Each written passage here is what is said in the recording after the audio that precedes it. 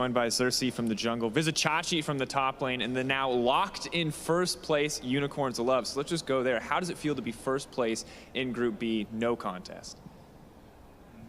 Well, this was a really important series for us to keep our first place, and even though Vitality kind of took it a bit easier, we couldn't really afford to do so because we needed the win to secure our first spot. And it was really important for us because this guarantees us a spot into the semifinals and kind of like puts us as the #2 seed behind G2. All right, well, looking ahead, or actually rather looking back at that series, we can talk about the playoffs more in a second, but Shaco jungle coming up both times. Now, Xerxes, as a jungle main, jungle player here on the state, what did you think when that pick first got locked in? I mean, it wasn't that surprising because there were like 5 or 6 junglers banned, and I was prepared from the solo queue because there are a lot of Shaco players, so it wasn't something new for me. Okay, not new from a solo queue perspective. So completely and totally unfazed. Were you ready with strategies, with talking to your team, or were you okay and the rest of the team maybe not so much? I think we were okay, and I played Shaco in scrims, so we kind of know what the champion does and what his weaknesses are. All right, absolutely fair. You say that, Vizichachi, you still went down in the early game. How did it feel for you to go up against kind of all these unconventional picks, not just the Shaco in general? Yes, I think for Xerxes it was okay, but for me it's not really because I was playing a champion without his capabilities, and I was ready that I will just get camped. But that's kind of Rumble's strength as well, that even if he gets camped, he can just ultimate the wave and be ahead in tempo with the team. So getting a death or 2 is like acceptable. But the early death was totally my fault because I didn't expect him to take our red. I thought after our blue he just goes the enemy red, and that caught me off guard. All right, so a little adaptation throwing you off. Well, the game is done, it's dusted. You guys are now moving on to Hamburg. We've heard a lot from Sheepy about how much it means to him. What does it feel like for you guys knowing that you're going to be playing on that big stage? And for Xerxes, massive stage for you, best of 5, how are you feeling? Really excited, and I think we are ready for it, and I think we will do good. All right. Now, Chachi, I mean, sometimes this feels like another day at the office for you. You've been playing for so long. You've seen so many of these large stages. Is there anything special that this one means to you, coming in with a bye straight into the semifinals?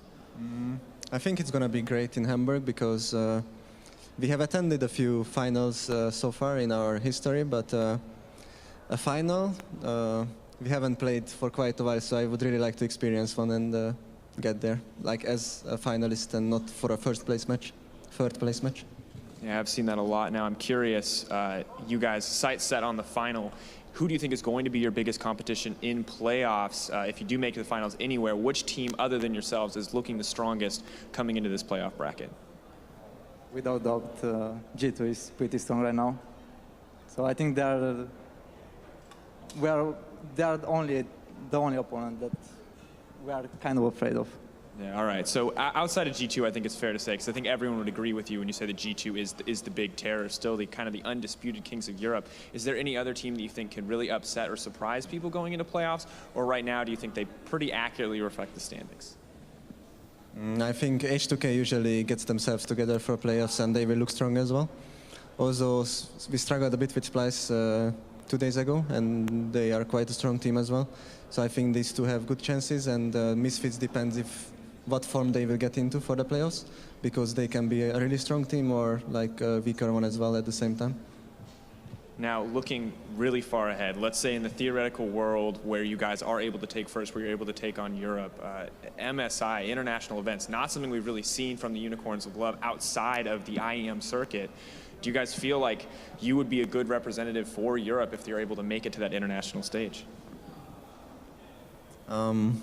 I think we would be, because we are really fast at adapting to the meta right now. And whoever gets the first place is kind of like deserves it and is probably the strongest of the region. So if we could get the first place, that would mean that we are the strongest of the region. So we would be a good representative, I think. All right, pulling it back to playoffs, Xerxes, for you, this is the first massive stage for you in Europe. We've talked a little bit about how you feel already. Now I'm curious, is there a lot of pressure on you going into this to perform on a big stage? You've had a little experience at IEM, but are you at all nervous to be facing down all those fans in Hamburg? I played in Turkey before it, and it was a really big stage, and I wasn't nervous back then, and I don't think I'll be nervous now. All right. Well, thank you so much, gentlemen, for taking the time to talk to me. Congrats again on locking in first place in Group B. But that's going to do it for us in this series. When we come back, it'll be G2 versus Rawcat in our